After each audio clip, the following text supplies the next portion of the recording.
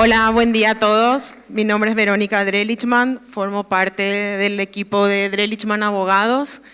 Aquí está mi padre y mi madre, mi padre el fundador del estudio, así que nos sentimos muy a gusto de estar compartiendo con tantas empresas familiares y agradecemos a 5 días el espacio que nos ha dado para poder llevar adelante un taller donde quisimos, un panel donde quisimos mostrarles 3 casos de éxito de industrias. Sin querer nos salió un panel industrial de familias que han trabajado con nosotros en el proceso de construcción de acuerdos y sobre todo le han puesto mucho énfasis en lograr el ordenamiento y la trascendencia de la empresa familiar, que es el elemento que distingue a una empresa cuyos propietarios son familiares de una empresa que no. Así que este taller se va a llamar Forjando Lazos, entendiendo que el éxito y la continuidad de las empresas familiares no son algo casual ni automático. Hay gente atrás que ha estado entregando mucho esfuerzo, mucho empeño para que esto suceda. Pasamos con la primera expositora, que es Karen Wineker, que me gustaría, Karen, que nos comentes un poco en referencia a la transformación de tu rol, cómo transformó el proceso de construcción de protocolo familiar, tu rol dentro de la empresa y de la familia, y cómo te permitió asumir nuevas responsabilidades sin que esto implique un quiebre en la estructura organizacional. Sí, buenos días a todos y gracias, Verónica. Voy a contar un poquito cómo es nuestra familia y para que tengan el contexto de quiénes somos. Es una empresa familiar, tiene 35 años. Mi papá Rodolfo es el fundador y somos 5 hermanos. Yo soy la hermana número 3. En el momento en que empezamos el proceso del protocolo, mi papá estaba éramos un directorio familiar, digamos, donde estábamos 3, mi papá, mi hermano mayor y yo, los 3 muy metidos en las operaciones, los 3 muy metidos en todo. Y bueno, la realidad es que la empresa estaba en un proceso de crecimiento y de madurez a nivel empresarial, pero no a nivel gobernanza, y eso se notaba. Así que, bueno, así empezamos el proceso y para mí fue un proceso que me cambió mi destino profesional completamente, y eso lo tengo que contar acá. Yo creo que soy la única en este panel que hoy yo no estoy más en la empresa. Soy directora externa, digamos, y bueno, ese proceso inició con el protocolo familiar, donde muchas veces los hijos vivimos nuestro crecimiento profesional y nuestra exploración profesional desde el deber ser, de ser parte de una empresa que es un legado y es una gran carga, sobre todo cuando uno está dentro y siente que está cuidando un patrimonio familiar para los que están afuera. Y entonces eso hace que muchas veces uno no se haga preguntas y no se permita luego explorar ni entender cuál es su mejor valor dentro de la organización o si de por ahí está afuera. El proceso del protocolo familiar hizo que yo personalmente me empiece a hacer esas preguntas, que como directorio nos empecemos a hacer la pregunta de cuál es el valor que aportaba cada uno en ese momento, en las operaciones, en la gobernanza y en la familia, y entonces hizo que se genere un proceso mío, personal, profesional, dentro del proceso del protocolo, en el cual hacerme esas preguntas me llevó a descubrir a mí mi estilo de liderazgo, que era muy distinto por ahí al de mis hermanos o al de mi padre, en qué soy buena y en qué no, y qué yo quería profesionalmente para mi vida también. Lo cual es muy sano para la organización, porque cuando uno empieza a forzar un rol porque siente que lo tiene que hacer y que no hay nadie más, eso es mentira. Cuando uno empieza a sentir que uno tiene que hacer algo y que no hay nadie más que lo pueda hacer, ahí empiezan los vicios de las familias, digamos. Entonces, el marco del protocolo hizo que se ordene mucho eso. Yo me ordené en mi rol, haciendo un proceso donde yo tengo un perfil que yo soy más emprendedora que equipo, digamos. Entonces, empecé un proceso en el cual Pude ser una emprendedora dentro de la empresa, dentro de Embaco, encontrando mi lugar, fue muy sano. Hasta que llegó un momento donde dije, bueno, ahora yo como emprendedora quiero salir de Embaco y que Embaco tiene una gobernanza mucho más madura, tiene equipos espectaculares y yo siento que puedo salir y aportar desde otro lugar, digamos. Eso no quiere decir que yo hoy no esté en la empresa, sigue siendo un patrimonio familiar, pero estoy con otro rol y bueno, ese proceso inició con el protocolo. Gracias, Karen. Pasando al grupo Doña Ángela, quiero comentar que tenemos 2 miembros del directorio, el doctor José, que forma parte de la 2ª generación, y Javier, que es parte de la 3ª generación, y nos acompañan también aquí miembros de la 4ª generación, que creo que están por allá, si nos pueden levantar la mano. Un gusto, un honor para nosotros poder compartir con ustedes este espacio. Nosotros trabajamos con la empresa Doña Ángela en el año 2012 haciendo el protocolo familiar. Debo confesar que fue mi primer trabajo como consultora de empresas familiares, así que creo que esa vez yo aprendí más de ellos que ellos de lo que yo les pude brindar. Y en este sentido, doctor José, me gustaría si podés compartir cuáles han sido los principales desafíos que han tenido en integrar a la nueva generación dentro del directorio familiar y sobre todo cómo trabajaron el legado de tus padres en ese grupo. Sí.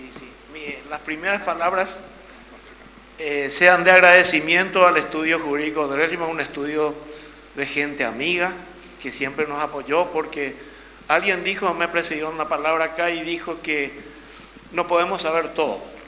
Y hay estudios contables o jurídicos que nos ayudan muchísimo a fortalecer la institucionalidad de nuestra empresa. Quería compartir con ustedes de que la familia es la primera célula del gran tejido social, en donde el individuo humano recibe los cuidados y los primeros valores que le van a acompañar durante toda su vida. Así arranca la familia y estas palabras son del Papa Juan Pablo II. Nuestro padre, un militar de caballería, radiado por la revolución del 47, vuelve a nuestro país, allá por los años 52, y en una modesta granja comienza a ordeñar unas vacas y a hacer agricultura. Y nosotros con ellos, desde pequeños, en una granja hay que contar de que desde los más chicos hasta los que están en la puerta, todos somos útiles. Y ahí comenzamos a ir a caballo a la escuela, 5 kilómetros ida y vuelta durante años, hasta que nuestra madre heredó una casa en Asunción y nuestro padre nos pidió venir a la capital porque se podía recibir mejor instrucción académica. Y así lo hicimos, y los fines de semana nos íbamos.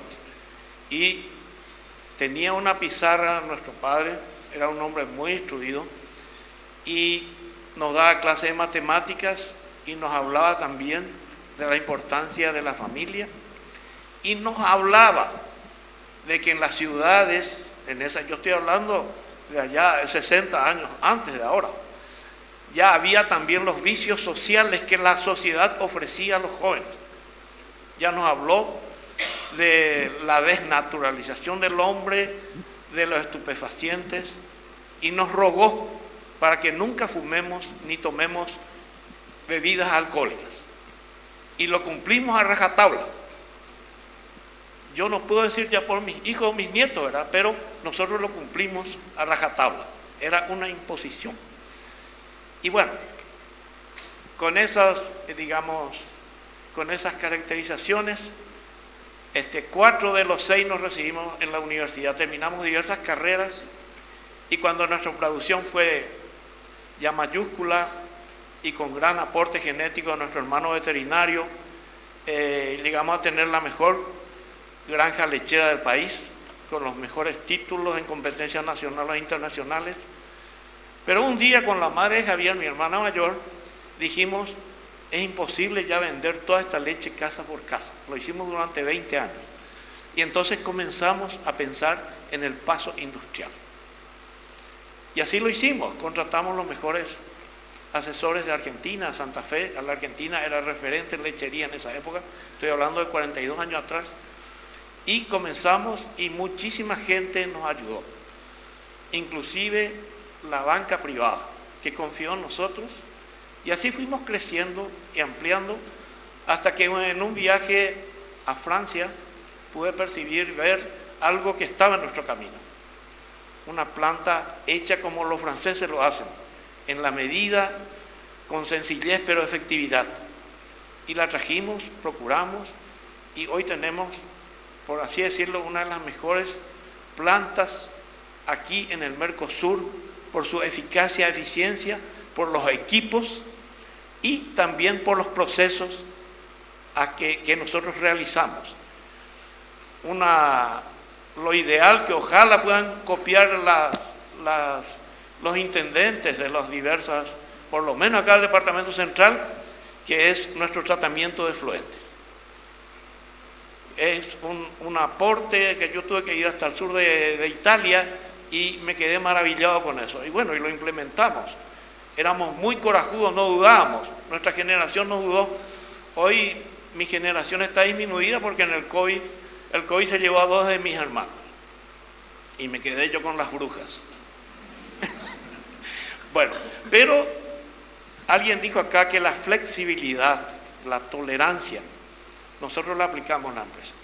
Somos tolerantes, acogedores. Yo alguna vez digo, esta es una empresa gallina clueca, porque se acercan todos y bien, pero no todos se quedan. Otros son más ambiciosos, ven seguramente que otros países más evolucionados, pero en fin, los que están, y todos empujamos el carro. Hicimos grandes avances en la producción de, por ejemplo, nuevas apetencias que tiene la sociedad. Fuimos siguiendo eso, ¿verdad? Hoy estamos haciendo toneladas de helado y a mí me pone contento. Bueno, en el semáforo me dicen, tío, tu dulce de leche, papá, me dice. Me pone muy contento, eso es una cosa así, pero yo quiero significar que la base de nuestra empresa fue más bien por un sentimiento, digamos, de aferrarse a la vida de mis padres. Yo los vi en el sacrificio y compartimos ese sacrificio. Tenemos todavía esa vocación campera y de compartir ese sacrificio, de que los feriados no significaban nada. Un Viernes Santo lo mismo, había que ordeñar la vaca, y nos quedó ese espíritu. Claro que hoy es difícil inculcarle en esta era a la gente joven, y lo que procuramos es que ellos sientan eso, el gran sacrificio de los que pusieron la piedra fundamental de nuestra empresa. Y, en fin, le podemos llenar de protocolos, de constituciones, de amenazas, qué sé yo, a la gente joven, pero siempre sostengo de que más que cualquier libro o biblioteca es un buen ejemplo. Lo que forjamos esta generación, creo que el buen ejemplo de vida y de acción al trabajo es el mejor libro abierto que puede ver. Y creemos que ellos observan eso, y ojalá que vengan todos a la empresa, porque cabemos todos, porque hoy nuestra empresa está trabajando efectivamente entre personal y proveedores. Somos 800 familias que día a día estamos cimentando nuestra empresa. Y yo digo lo siguiente, me dicen, el dueño o accionista de tal industria. Bueno, y yo digo como en el Puma Rodríguez, digo, ¿dueño de qué? La empresa es como esta mesa que tiene 4 patas. Está bien, yo puedo ser el accionista, el que comenzó todo, pero si hago un producto y nadie consume, ¿qué es eso? La otra pata es el consumidor. El paraguayo, pues nosotros tenemos, todos nuestros funcionarios son nacionales. El paraguayo que nos ayuda día a día, codo a codo, es otra pata. Y la otra pata, los proveedores, que también no podemos hacer nada sin ellos.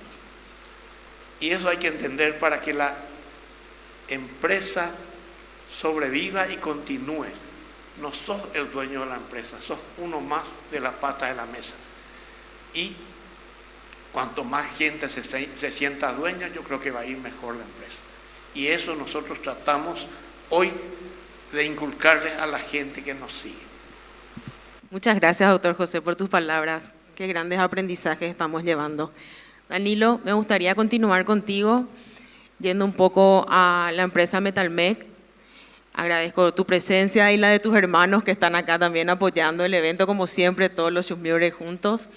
Me gustaría conversar, que nos cuentes cuál fue el disparador. Hubo un momento muy crucial en la familia de ustedes, muy determinante, que fue el disparador por el cual empezamos el trabajo de protocolo familiar, y también que en el inicio normalmente uno siempre empieza como consultor por trabajar esa visión bigeneracional o por construir los acuerdos, los principios, como nos estaba explicando el doctor José, que venimos heredando, pero en el caso de Metalmec iniciamos por otro lado, que suele ser uno de los últimos temas, que es la parte patrimonial.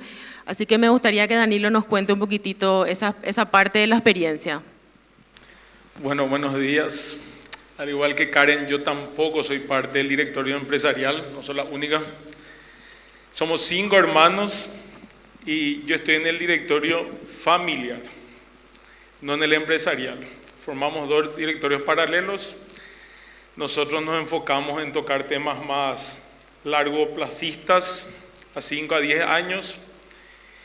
Y como ya adelantó Verónica, básicamente, lastimosamente, el inicio de esta relación con el grupo Drelichman fue el fallecimiento de mi padre hace 1 año 10 meses atrás.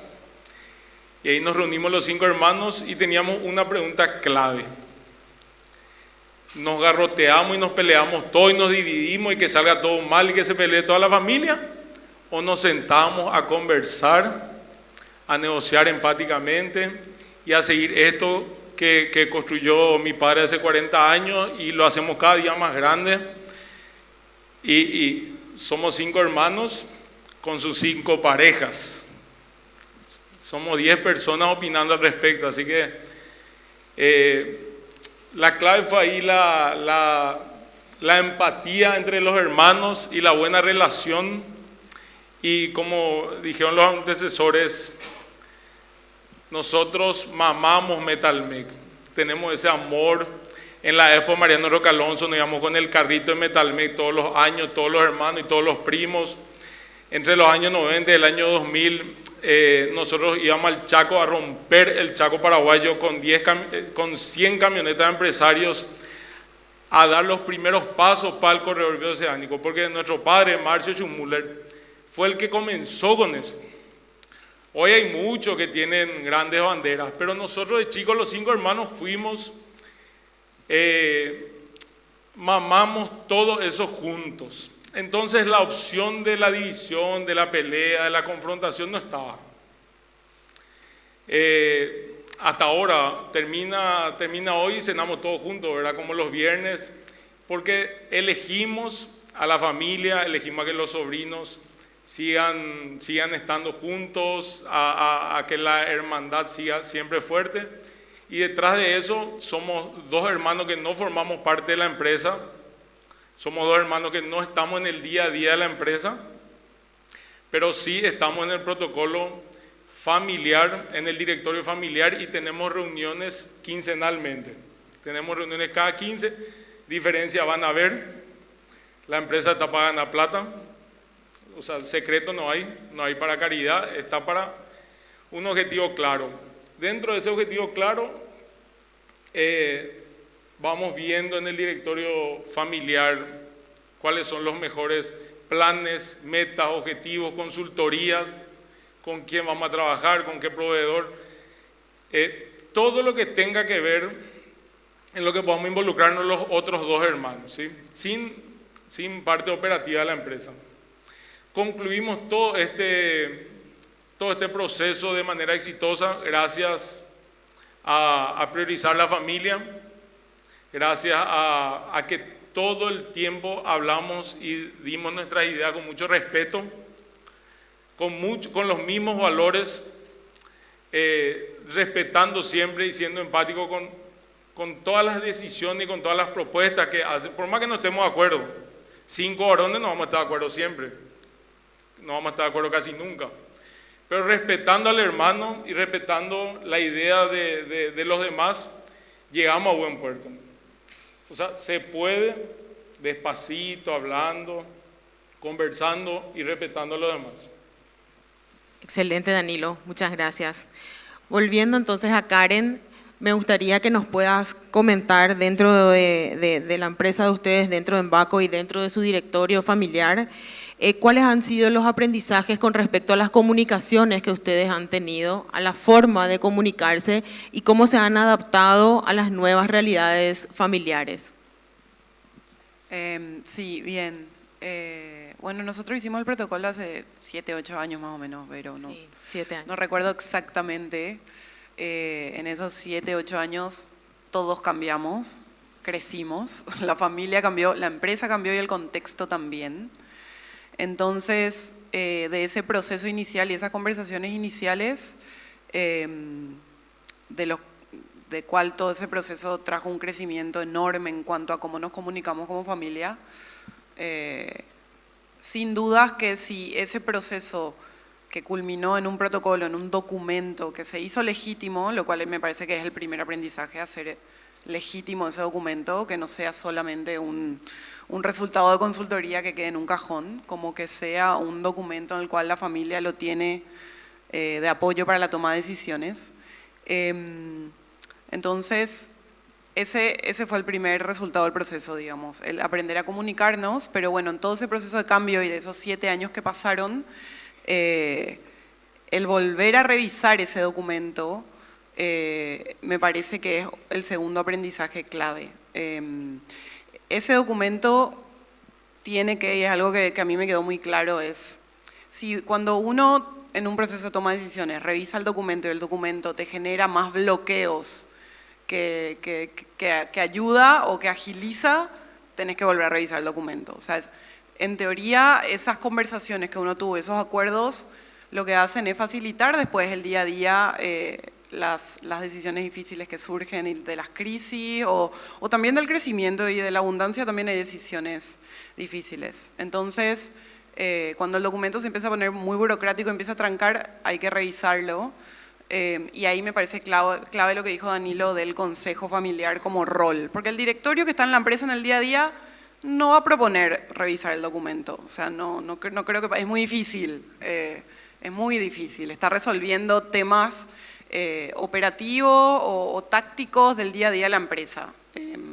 Entonces, ese consejo familiar que esté revisando el documento es muy importante, nosotros no lo tenemos tan bien aceitado como acá la familia Danilo, todavía estamos, encima mi familia somos todos hay como distintas generaciones, estamos los hermanos que somos más grandes, yo tengo hermanos que están arrancando su proceso profesional de 21 y 24 años, entonces hay hermanos que estamos afuera, hermanos que están adentro, hay un tema de complejidad que creo que ese consejo familiar o ese directorio de la familia lo resuelve bastante bien y creo que es un aprendizaje que nosotros todavía no lo tenemos resuelto. Pero bueno, esos 3 puntos. Gracias, Karen. Como vemos entonces el protocolo es más que un documento fijo y estático, es algo dinámico, ¿verdad? Es algo que tiene que ir acompañando a la familia y al devenir también de la empresa y por supuesto, como siempre decimos, la familia crece más rápido que la empresa. Y en ese sentido, Javier, me gustaría que puedas comentarnos como uno de los integrantes de la tercera generación, ¿cómo fue la incursión de ustedes dentro del gobierno corporativo como generación y cuáles fueron los principales aportes de ustedes siendo 18 sobrinos y conviviendo con los accionistas que son los padres de ustedes y tus tíos y bueno, haciendo una pequeña reseña también ya de cómo han incorporado a la generación que viene atrás de ustedes? Muy buenos días a todos. Muchas gracias, Vero, por la invitación, también a la gente de 5 días, por este evento espectacular, creo que es muy relevante y después quiero hacer una propuesta. Gracias también a los que nos están acompañando hoy acá con mucha experiencia. Bueno, para contextualizar un poco, nuestra familia es dentro de la familia típica que son grandes. Estábamos escuchando con una familia, nosotros son 6 hermanos con el fundador y 6 hijos. Nosotros somos 18 primos, que seríamos los nietos, y ya hay como 34 o 35 bisnietos.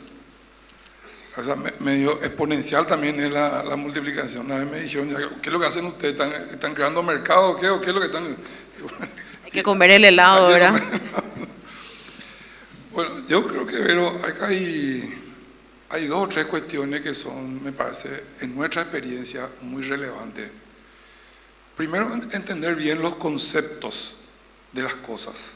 Para mí es muy importante que nosotros vimos en nuestro proceso que el concepto de las cosas es muy importante. Si nosotros decimos que esta mesa es mesa, para todo es mesa.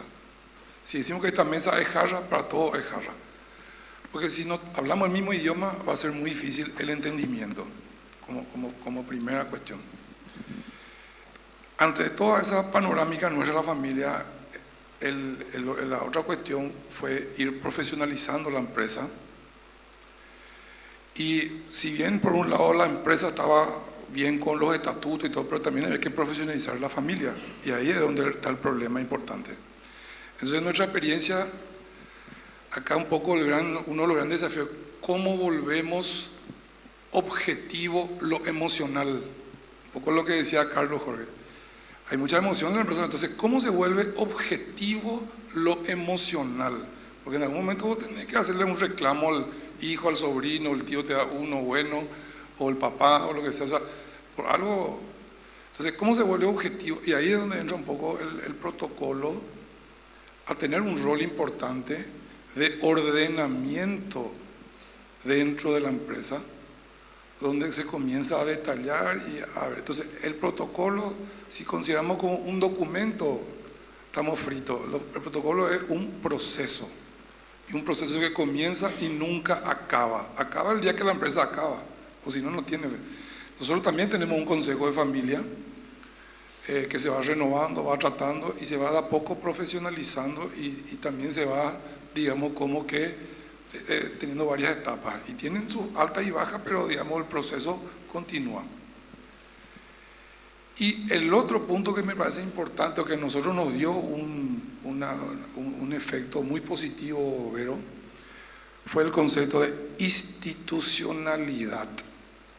O sea, la empresa familiar no es un feudo, eso hay que tener bien claro. Lo decía acá el tío, somos una parte del todo, porque si entendemos como que la empresa familiar es un feudo donde yo soy el monarca, y estamos fritos, ¿verdad? Entonces, la institución no puede ser un lugar donde yo a una persona que es mi colaborador le exija cumplir un horario y a mi hijo o sobrino puede llegar a la hora que sea. O el colaborador trae el uniforme y mi hijo viene o mi sobrino viene con cualquier ropa, el vaquero todo roto, o viene con ese tipo. No, entonces, la empresa familiar, al igual que otros ámbitos, es una institución que tiene sus reglas y sus normas. Entonces, todo ese entendimiento, comprender todas esas cuestiones, que es un proceso y conceptos que tiene que quedar claro, creemos que son los elementos importantes para que en el largo plazo se puedan. En mi caso, que soy tercera generación, cuando yo ingresé al directorio o a participar de las reuniones de directorio para después soy hoy un perteneciente al directorio, no tengo la suerte de ustedes, estoy así con el bobo, estoy ahí yo en el directorio. Siempre fue lo siguiente, yo tuve que presentar siempre las propuestas a la dirección, no porque yo sea el hijo de o el sobrino de, eran, digamos, luz verde para... No, lo que yo proponía tenía que tener pie y cabeza, porque lo que yo proponía insumía recursos, insumía tiempo, insumía una serie de cosas, y muchas veces los recursos que insumía eran importantes, eran inversiones importantes. Entonces, yo pude y mis primos que están hoy conmigo también en la dirección, pudimos ir incorporándonos a la dirección porque nuestros mayores vieron y tuvieron confianza por la forma en que nosotros también presentábamos las cosas. Y de vuelta otra vez, ¿cómo volvemos objetivo lo subjetivo? Entonces, si yo quiero una inversión de 100 millones de guaraníes, ¿cuál va a ser el retorno? ¿En cuánto tiempo? ¿En qué va a beneficiar eso? O sea, ese es el nivel de debate. Y eso contribuyó a que la transición generacional se pueda también ir solidificando de una óptica más profesional que familiar. Perfecto, Javier. Creo que fuiste muy claro. Me gustaría continuar con el doctor José nuevamente, a ver si nos puede dar, ya que hay tanta gente que nos escucha sobre esta temática importantísima de las empresas familiares y que estos foros no son tan comunes ni tan asiduos como nos gustaría, si nos puede dar alguna recomendación para aquellos que están pensando en esa trascendencia generacional y sobre todo aquellos que quieran iniciar el proceso de construcción de acuerdos, que no digo protocolo porque muchas veces no es eso lo que necesitan la familia, sino es algo más focalizado, alguna limpieza de terreno, como le llamamos, antes de un proceso tan grande como el protocolo, pero que nos puedas dar, doctor José, 2 o 3 recomendaciones para aquellos que nos están escuchando y quieren empezar a pensar en el proceso de traspaso de mando generacional. Las veces que a mí me toca opinar, yo siempre digo de que le vamos a dejar a esta generación que viene una empresa con una disciplina militar, organizada, rica, bien instituida, y de eso estamos muy orgullosos porque hicimos ingentes sacrificios. Cruzamos las veces que se necesitó el océano para incorporar nuevas cosas. Y yo les diría que no se sientan tan seguros, qué rico que somos, no digan, porque vienen los desafíos en estos tiempos cambiantes y creo que cada época, cada década van a haber nuevos desafíos. Acá se dijo ya de que viene la oceánica, que otras expectativas, etcétera, etcétera, que son cosas muy ponderables. Yo le diría a ellos que tomen sin miedo una empresa formada. ¿Quién lo diría? Nosotros lo hicimos a pala. Ahí cuando había que en el barro ordeñar estuvimos nosotros. Que ellos van a tener mejores recursos ya, pero que tengan la suficiente prudencia, humildad, de que ahí donde vos no sabés no atropellas, sino que hay gente que conoce eso y asesorate. Bien, no importa lo que valga eso, independientemente de lo que tenga que valer. Pero es importantísimo ese auxilio de gente especializada en procesos, en organización, etcétera, y que recurran siempre a eso. Nosotros, si bien no se ve o se puede apreciar, el yogur tiene una fecha de caducidad acá arriba. Nosotros también, cuanto más blanco sea nuestro cabello, señal de que se viene la caducidad, y hay que reconocer eso. La generación a la que pertenezco, y en este momento soy el único directivo que está en pie ya, porque mis hermanas ya le entregaron todas sus acciones a los sobrinos, ¿verdad? Y me parece bien. Hasta el último día en que esté en la empresa, yo les recomendaría eso, que se acuerden siempre que la empresa es de varios grupos humanos y que es una responsabilidad social sostenerla. Y por último, algo de que yo le felicito a la gente joven de la familia que propusieron que ahí donde iniciamos nuestra empresa, por así decirlo, la nave precursora, que tenemos una finca espectacular a 1 hora de Asunción, por decreto del Poder Ejecutivo, que tiene número y fecha, hemos renunciado por 100 años a una empresa que hoy, a un inmueble que hoy ya es objeto de la mirada de las inmobiliarias. Hemos declarado no enajenable por 100 años y hemos decidido plantar 100.000 árboles nativos creo que hay 60.000 ya, que tienen hasta 2 siglos. Y la satisfacción espiritual que sentimos cuando cientos de gente de todo el país, invitados por A Todo Pulmón o ir a Paraguay y otras organizaciones que hay, se van y siembran cada uno 2 o 3 árboles. Y muchos de ellos vienen y revisan nuevamente cómo está su arbolito después de un tiempo. Y nuestro compromiso como empresa, por velar el medio ambiente, nuestro compromiso es cuidar eso. Y tenemos toda la logística que la empresa nos apoya, ¿verdad? Y mantenemos y administramos con mucha sabiduría eso. Y creemos que si bien es una inversión a largo plazo, alguna vez nos va a dar grandes satisfacciones. De hecho, hemos recibido memorables visitas ya de embajadores, nos llaman de muchos lugares del mundo interesados en nuestro proyecto. Y en fin, yo le diría que a la generación que viene, cuiden eso. Va a ser un pulmón para la zona y puede llegar a ser un orgullo del país. Porque tenemos que plantar árboles, señores. Gracias. Gracias.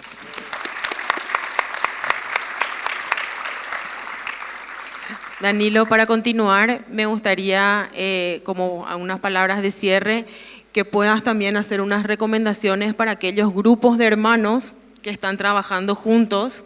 Ustedes acaban de firmar su protocolo hace 1 o 2 meses, acabamos de terminar el proceso, y contar un poco cómo crees que debe ser esa dinámica de comunicación y unas recomendaciones que a veces, bueno, cuando somos todos entre iguales es un poco difícil comunicarnos. No es así el caso de Karen ni de Javier, que tienen mayores dentro de la organización, ¿verdad? Ustedes son los que están liderando y son ustedes los encargados de hacer crecer esa empresa, ¿verdad? Y como grupo deben mostrarse fortalecidos también.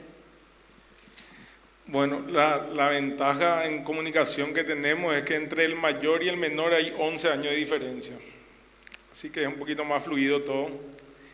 Y lo que priorizamos es si alguno de los hermanos, en primer lugar, quiere formar parte de la empresa, del directorio empresarial, en primer lugar. Y en segundo lugar, si esa persona es apta para el cargo que le compete. O si por el mismo salario podemos conseguir a alguien más apto. Entonces, siempre dentro del respeto que nos tenemos como hermanos, hay que priorizar la empresa, como dijo la persona que estaba antes que nosotros, porque si a la empresa le va bien, a todos nos va bien. Si a la empresa le va mal, a todos nos va a ir mal. Entonces, partiendo de esas bases, ahora concluimos esta primera etapa del protocolo familiar, que le pedimos a la doctora que lo revisemos anualmente, ¿verdad? Dentro de eso ya está marcado que nuestros hijos, que son muy chicos todavía, el día de mañana se puedan involucrar o no a la empresa. Cuáles son las cláusulas, si va a tener el mismo nivel de competitividad el hijo, al igual que nosotros, que otra persona externa a la empresa que pueda ocupar el cargo y que sea más competitivo, ¿verdad? Entonces, finalmente la prioridad es esa, la prioridad es que a la empresa le vaya bien y que nosotros podamos entender y aceptar eso con mucha humildad para que haya una correcta comunicación, ¿verdad? Uno de nuestros hermanos hoy es el gerente general y a veces es complicado que los demás podamos aceptar la decisión del gerente general, ¿verdad? Ahí está la clave, la comunicación y la negociación entre hermanos y con los colaboradores tiene que ser muy abierta y tenemos que estar dispuestos nosotros a darnos esa corrección fraterna, a darnos esa retroalimentación entre hermanos y entre colaboradores en general que son fundamentales en la empresa, ¿verdad? Hay gente que está hace 30 años con nosotros, que son más hijos de mi papá que... Bueno, así que por ahí nosotros lo fuimos enfocando y estamos teniendo buenos resultados y a no bajar la guardia. Gracias, Danilo. Javier, para terminar, en estos 34 segundos que nos quedan, ¿alguna reflexión para compartir con los empresarios que nos están escuchando? Cómo no, muchas gracias. Bueno, solamente dos cositas, porque tu pregunta estaba algo de largo plazo, los valores, no se mencionó un poco acá, pero la autodisciplina o la disciplina es una de las cuestiones importantísimas porque generan hábitos. Yendo un poco a la parte práctica, en nuestro protocolo familiar fue un documento muy importante, pues ya lo usamos muchas veces y es un respaldo, porque yo tuve que decirle a algunos hermanos y a unos primos, mira, amigo, no podemos, ¿no? Leen por el punto 5 del protocolo, leen por el punto 12, no me permite, si yo te digo que sí, me voy a quedar mal frente a todos, y todos los que estamos acá hablamos, discutimos y acordamos esto, así que, amigo, no hay caso. Dentro de nuestra estructura hoy de dirección o de gerencias importantes, incorporamos también los no familiares. Nuestro gerente, nuestra responsable de auditoría interna de toda la organización no es familiar.